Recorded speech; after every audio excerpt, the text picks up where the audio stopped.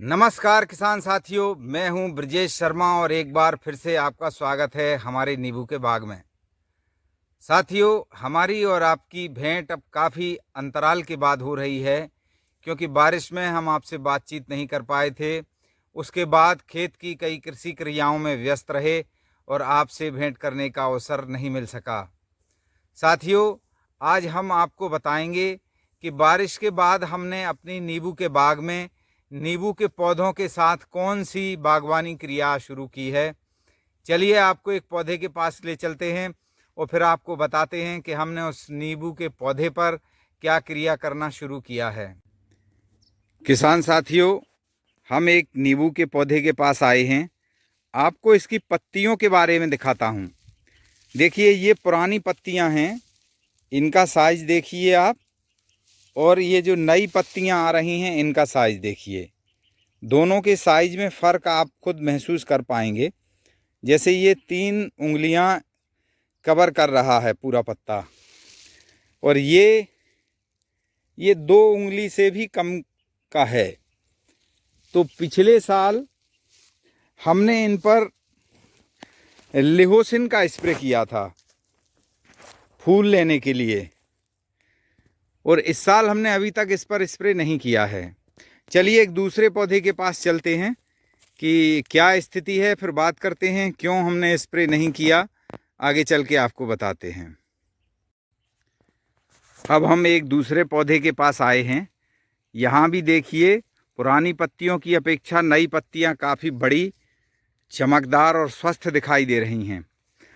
अब हमने इस बार अभी तक इस पौधे के नीचे गुड़ाई नहीं कराई है, और बिना गुड़ाई किए जब इसमें दरारें पड़ने लगीं तो फिर उसके बाद हमने इसमें बहाव पद्धति से पानी दिया, फ्लड इरिगेशन किया है, और अब इसकी हम गुड़ाई करेंगे। जैसा मैंने पहले आपको बताया था कि लिहोसिन का काम होता है, जो क्लोरमेक्वाट उसका टेक्निकल है, उसका काम होता है पौधे की वानस्पतिक वृद्धि को रोक देना।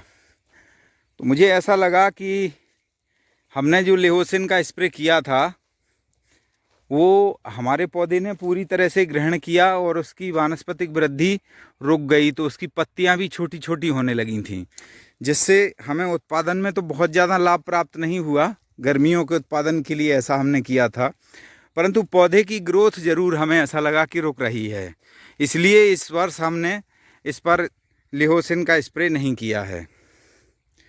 तो आपको गुड़ाई करके भी दिखाते हैं कि इसकी किस तरह से हम गुड़ाई कर रहे हैं। देखिए, एक पौधा ये है, इसमें आप स्पष्टतः देख सकते हैं पुरानी पत्ती और नई पत्तियों के साइज में अंतर। ये देखिए, ये पुरानी पत्तियां हैं, इसका साइज भी आप देख पा रहे होंगे, देखिए, और ये नई पत्तियां हैं, ये देखिए।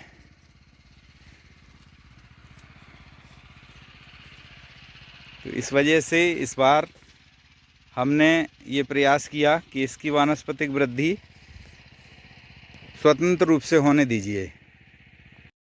किसान साथियों, अब इस पौधे की हम गुड़ाई करेंगे और आपको दिखाएंगे कि हम कैसे इसकी गुड़ाई करते हैं। गुड़ाई करने के लिए एक छोटा सा पावर टिलर हमने अभी ख़रीदा है, और इसको हुए हैं अभी 10 से 15 दिन लगभग।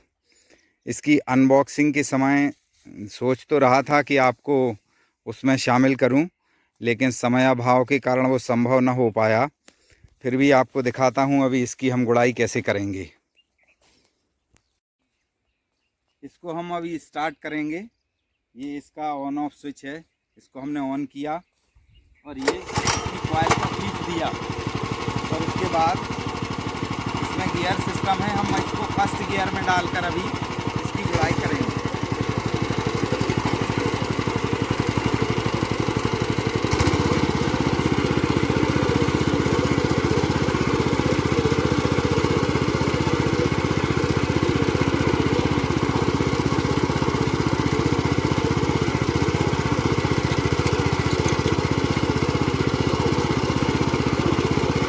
इसकी हम गहरी गुड़ाई करेंगे।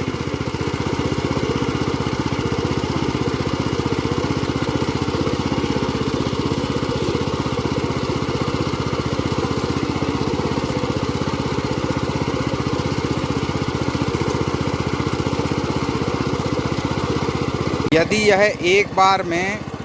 एक बार में पूरी गुड़ाई, गहरी गुड़ाई नहीं कर पा रहा है तो फिर जितनी आसानी से हो जाए उतना करके फिर इसको हवा लगने दीजिए और दूसरे दिन फिर से गुड़ाई करिए, तो बड़ी आसानी से गहरी गुड़ाई कर देगा।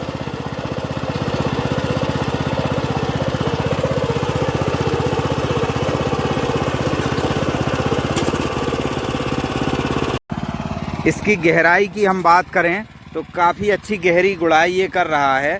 ये देखिए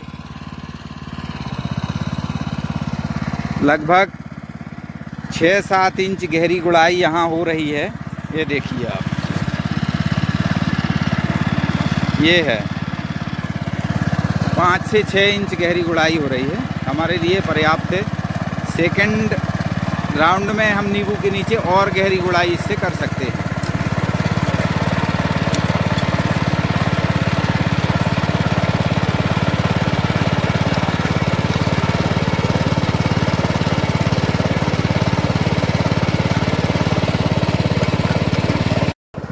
आप देखिए इस तरह से हम अपने पौधों की गहरी गुड़ाई कर चुके हैं। इसमें फल भी लगे हुए हैं और हमने इसकी गुड़ाई की है। अभी हमने इसमें कोई भी उर्वरक नहीं डाला है।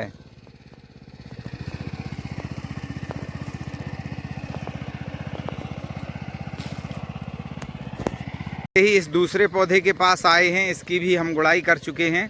इसमें भी फल लगे हुए हैं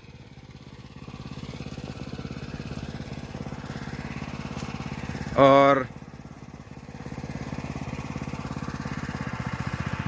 इसकी गुड़ाई भी हम गहरी गुड़ाई इसकी कर चुके हैं।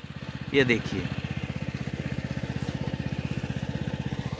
काम हमारा नींबू की गुड़ाई का चालू है और इस पावर टिलर के लेने से हमें बड़ी सुविधा हुई है नींबू की गुड़ाई करने में, क्योंकि हम पहले मैनुअली कराते थे श्रमिकों के हाथ से।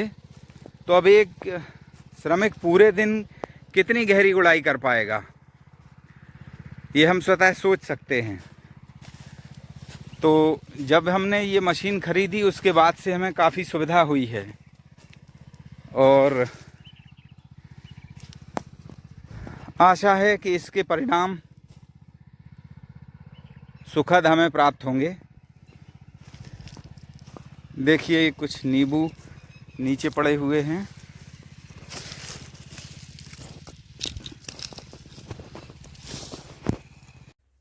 तो किसान साथियों, हमने अपने नींबू के बाग में बागवानी क्रियाएं शुरू कर दी हैं। आशा करता हूं बारिश के बाद आपने भी अपने नींबू के बाग की देखभाल शुरू कर दी होगी, उसमें गुड़ाई कर दी होगी और कहीं कहीं किसी के बाग में बहुत अच्छे फलन भी आए हुए हैं। फूल आने के बाद फलन भी चल रहा है और जो इस समय फूल आ रहा है जिनके बाग में, वो गर्मी की फसल प्राप्त करेंगे और जिनके बाग में अभी फल लगे हुए हैं वो सर्दियों में अचार के काम में नींबू का उपयोग करेंगे। आशा करता हूँ आप लोग अपने बाग में बहुत खुशहाली के साथ स्वस्थ व प्रसन्न होंगे। मिलेंगे एक अगले वीडियो में कुछ समय के बाद, कुछ और बागवानी क्रियाओं के बाद। तब तक के लिए ब्रजेश शर्मा को अनुमति दीजिए। नमस्कार।